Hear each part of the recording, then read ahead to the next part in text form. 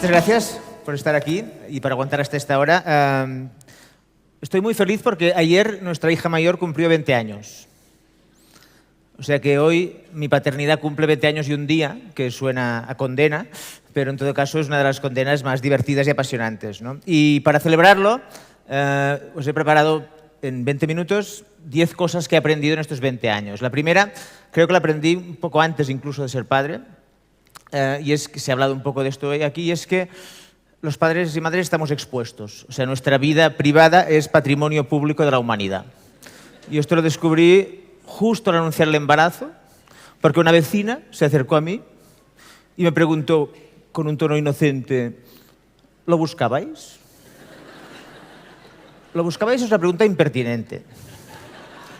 Imagínate que dices que no. Se va a encontrar al niño en la escalera y le dirá, eres un fallo, por eso has salido así, tú, ¿no? No te querían. Entonces, yo creo que preguntar si lo buscabais es grave, pero otra vecina se superó porque en el ascensor me preguntó así también, en un tono amable, ¿os ha costado mucho?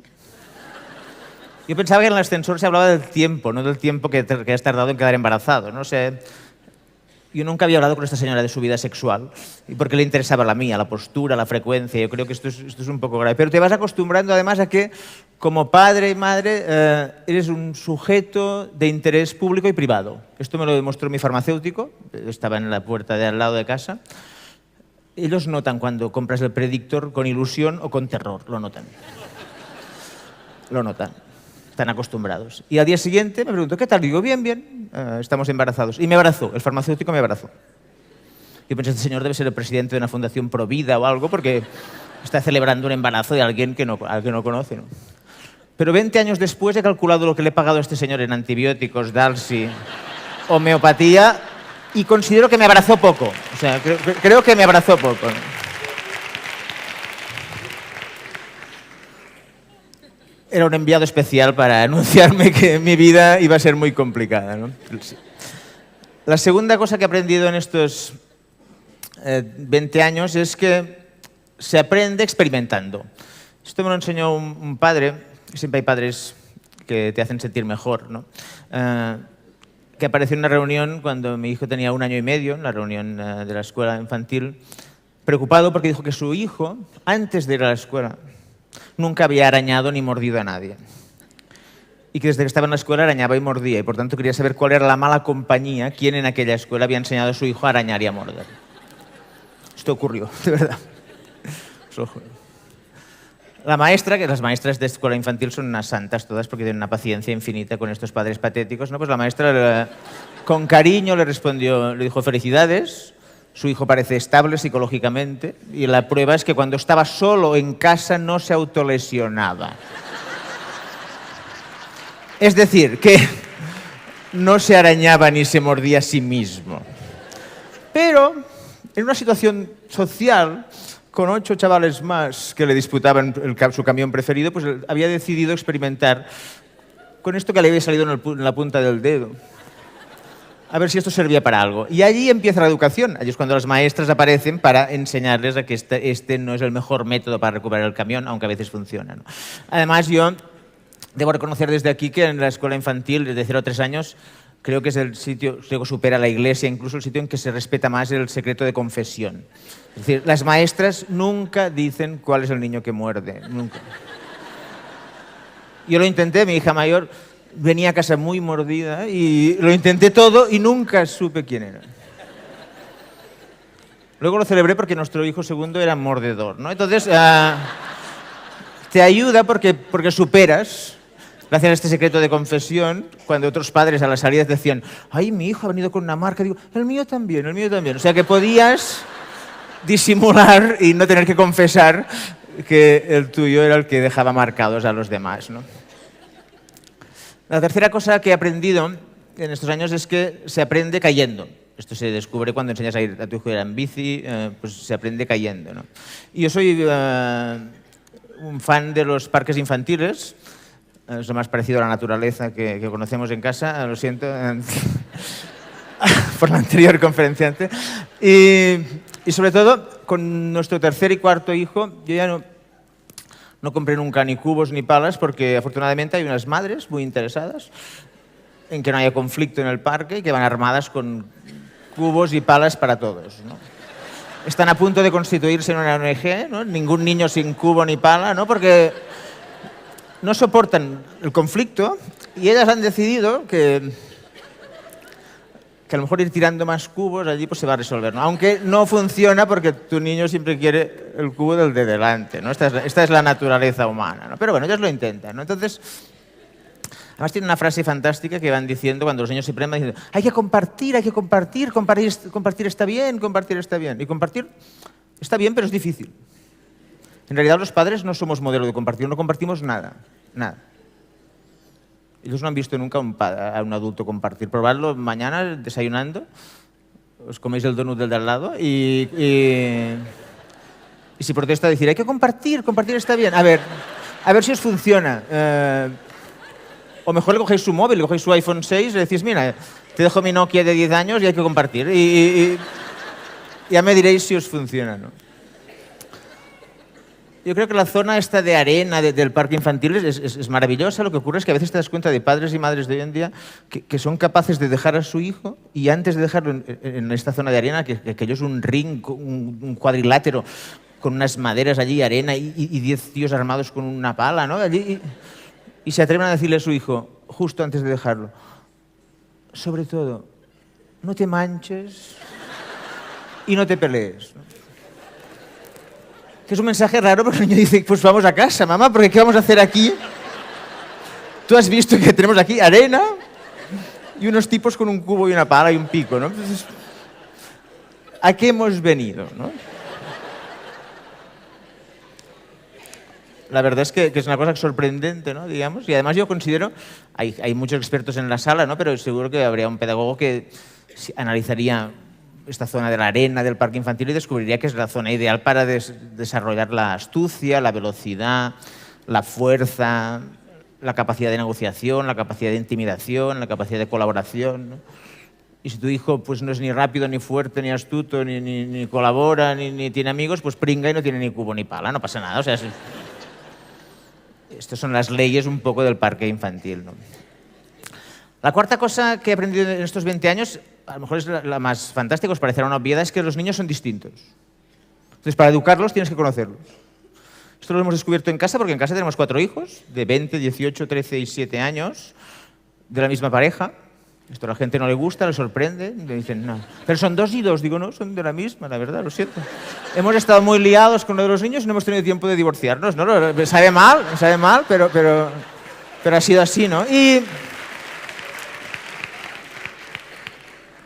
Y pese a este experimento, creo que con una base estadística, que es que la misma pareja, con el mismo método artesanal, están hechos en casa todos, han engendrado 4 hijos y son distintos, pues esto demuestra que tienes que conocerlos antes de educarlos, ¿no? Porque ha ocurrido así, ¿no? Esto, por ejemplo, hay padres a veces que te hacen preguntas como, ¿qué tenemos que hacer los padres con los deberes de nuestros hijos?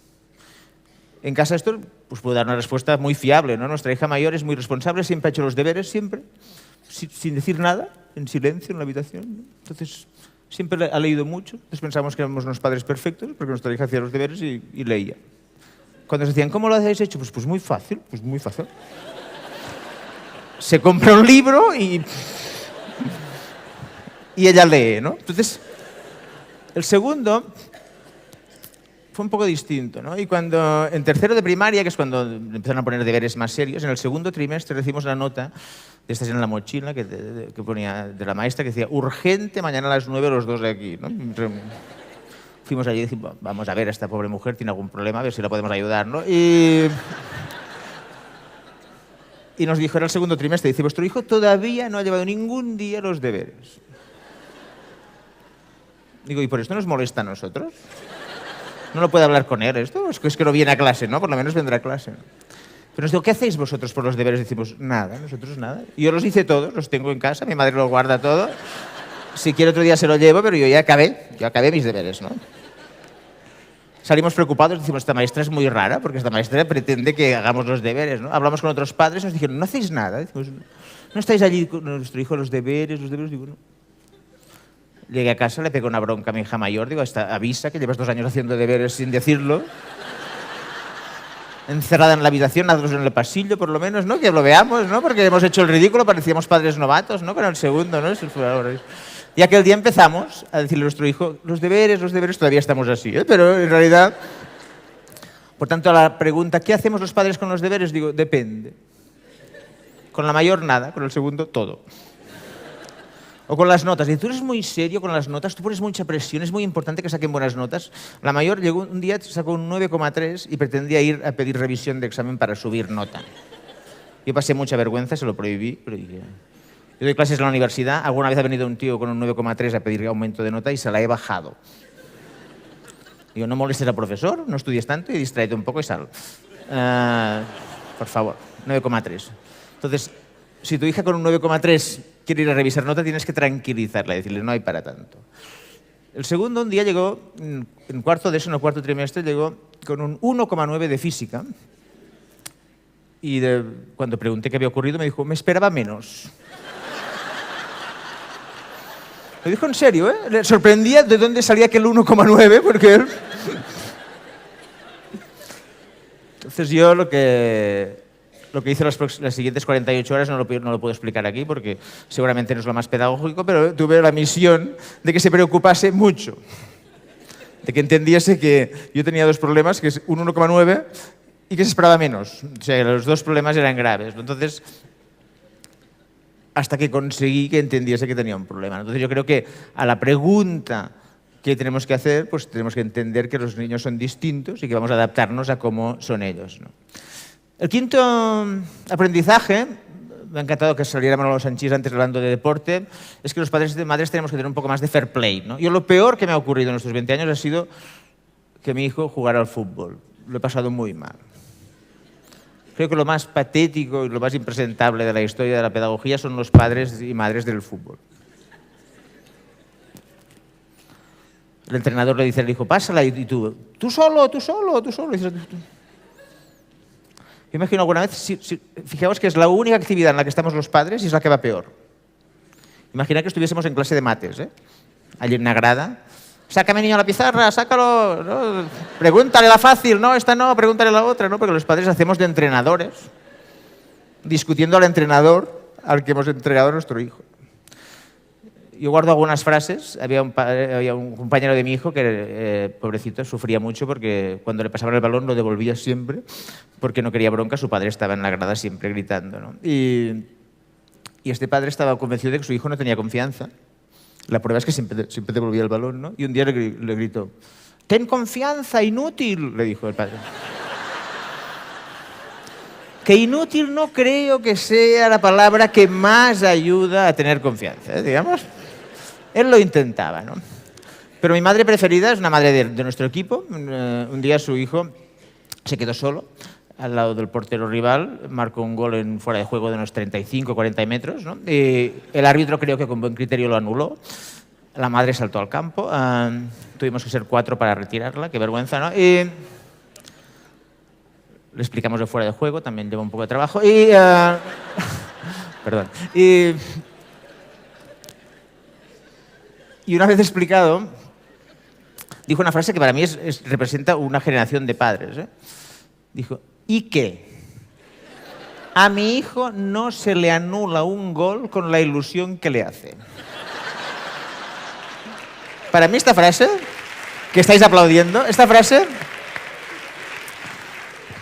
para mí simboliza exactamente todo lo contrario de la educación. Porque me encanta esta forma verbal, no se le anula un gol, no el árbitro, no hay ninguna autoridad en el mundo que vaya a impedir que mi hijo haga lo que le dé la gana, ¿me entiende? No hay normas para mi hijo, porque yo he venido a este mundo a que mi hijo haga todo lo que le haga ilusión. Fue terrible explicárselo, al final la convencí.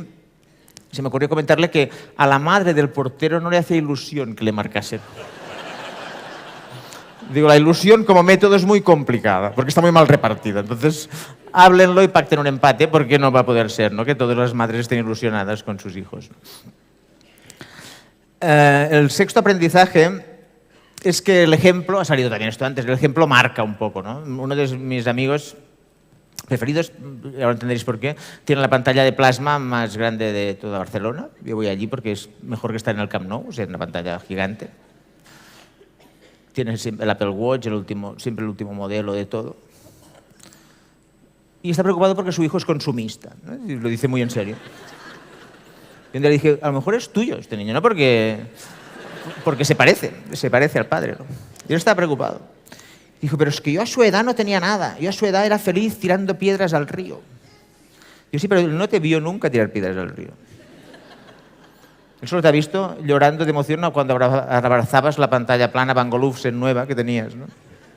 Además, si tu hijo tira una piedra al Bang & Olufsen, lo matas. O sea, que no vayamos a mitificar esta nostalgia de lo que hacíamos, porque como ha comentado mucha gente, también Gregorio, pues lo importante es lo que ven, y a ti te han visto abrazando a tu pantalla plana y emocionado cuando vas al centro comercial. Entonces va a ser raro que no entienda que consumir es algo interesante, ¿no?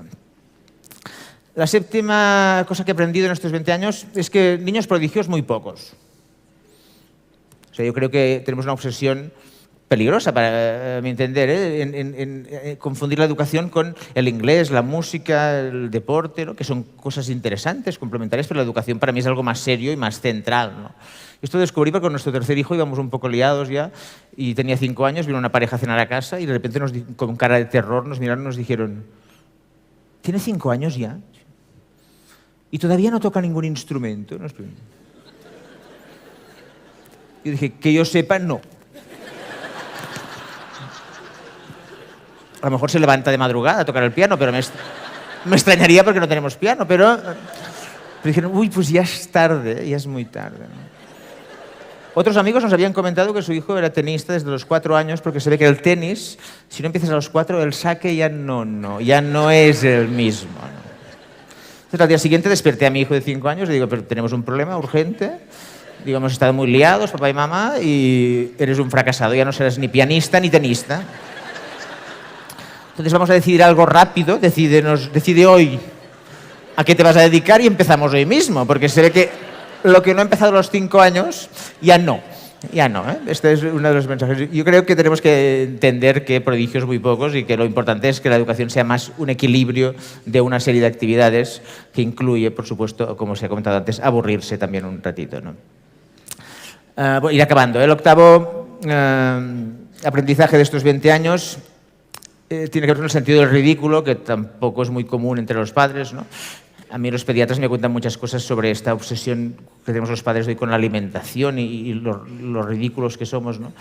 Y me comentó un pediatra que es su caso preferido, dicho irónicamente, eran unos padres que estaban obsesionados que el niño para cenar a veces comía poco. Descubrieron que su hijo, si se encontraba cosas en el suelo, se las comía, ¿no? Y que los dos, dice, a veces esterilizamos un poco el suelo de la cocina, ¿eh? Y dejamos unos trocitos de tortilla allí para...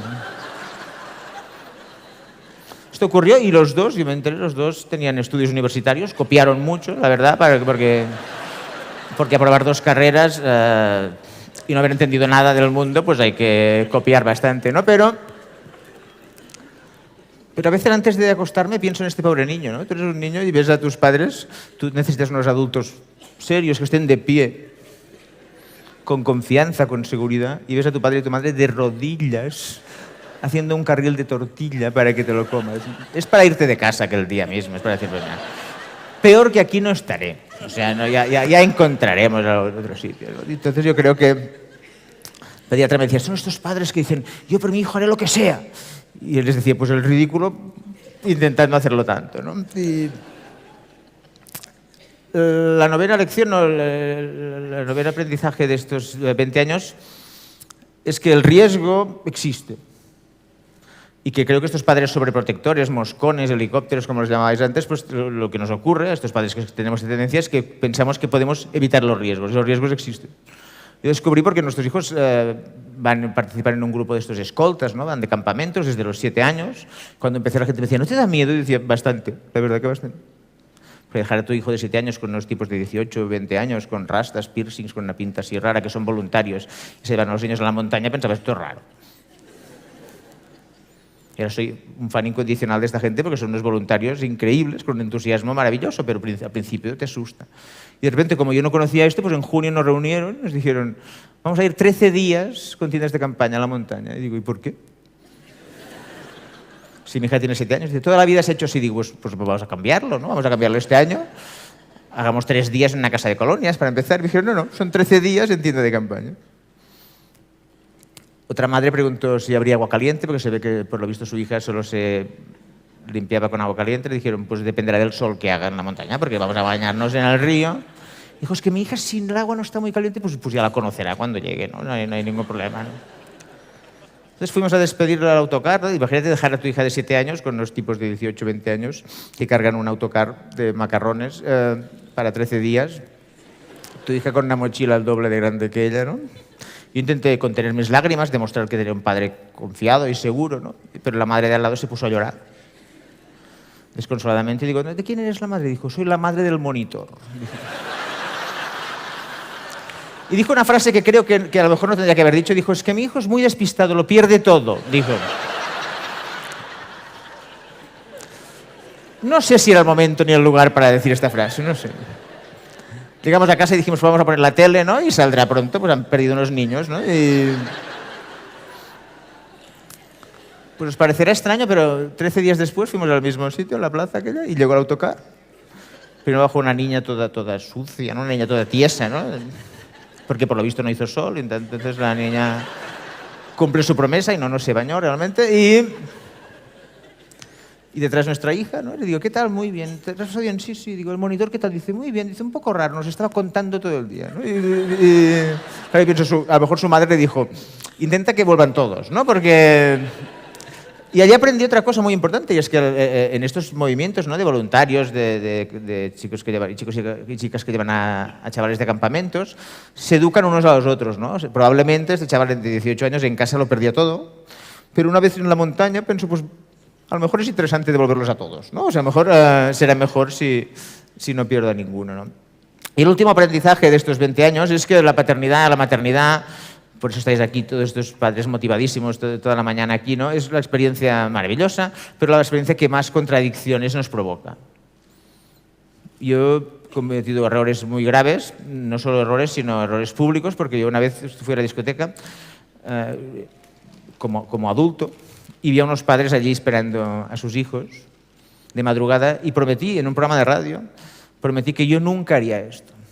Lo dejé grabado, es un error muy grave, ¿no? Digamos, tuve un mal día, ¿no? Dije, estos padres patéticos, algunos en pijama, que están allí de madrugada, aparcados delante, pues esto es una vergüenza y esto no lo haré nunca en mi vida.